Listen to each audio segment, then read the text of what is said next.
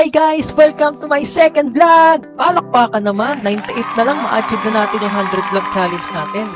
Alam nyo ba yung pinakamahirap? Yung first vlog ko. Kasi wala ko ibang kalaban dun kundi ang sarili ko. Inunahan na kagad ako ng negativity sa utak ko.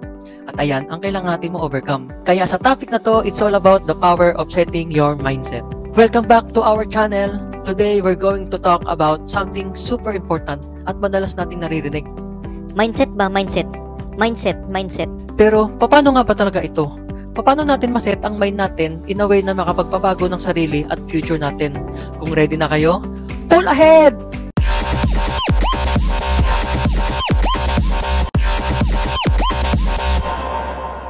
Like and subscribe.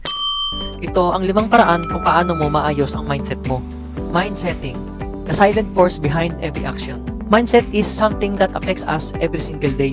Kahit hindi mo siya iniisip, para siya yung lens kung paano mo nakikita yung mundo. Kung ang mindset mo ay puno ng takot at self-doubt, yun din ang makikita mo sa paligid mo. Parang negative feedback loop. Kung ang mindset mo ay puno ng pag-asa at naniniwala ka na kaya mo magtagumpay, magugulat ka na lang, ibibigay ni Lord at ng universe ang higit pa sa inaakala mo. Pangalawa, fixed mindset and growth mindset. May dalawang klase kasi ng mindset, ang fixed at ang growth mindset. Ang mga taong may fixed mindset, sila yung mga taong hindi pa nila nagagawa, sumusuko na agad. Hindi lang pumapurang panahon sa kanila, parang wala na agad pag-asa. Dahil ayun ang nakasanayan nila. On the other hand, yung may growth mindset, they believe na kaya nilang mag-improve, matuto at mag-grow palalo. For them, failure is part of the process. Okay lang na magkamali, as long as natututo ka sa pagkakamali mo. Ang tanong ko sa'yo, anong mindset ang meron ka ngayon?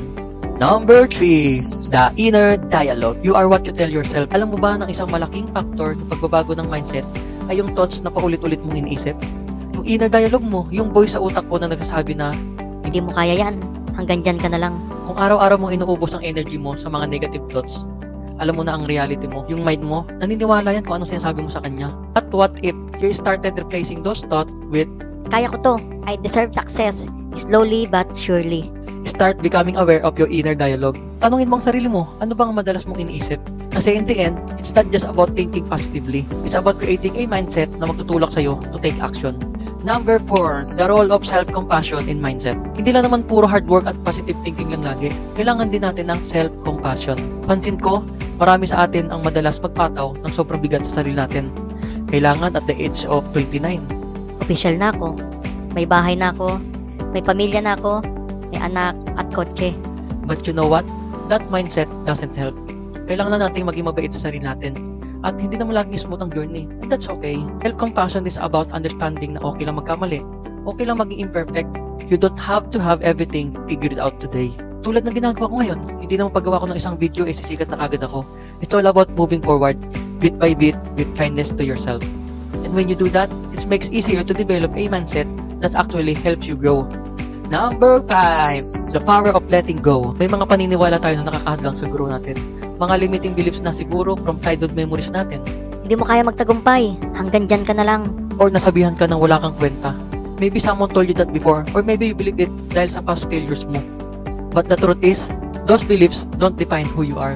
Minsan, kailangan natin i-let go ng dahan-dahan yan because they're holding us back. Just allow yourself to think differently and believe that you can achieve more than you think. Ang setting mindset is a continuous process, hindi siya instant. At kung may nagustuhan kayo sa 5 topic natin, comment mo naman sa baba. Or baka may gusto kayo idagdag para makatulong din sa mga viewers natin. Please like and share kung alam mo makakatulong din to sa kanila. Take care and be safe dahil may nag-aantay sa pag-uwi natin. I'll see you on my next vlog. Aja! Like, comment, and subscribe.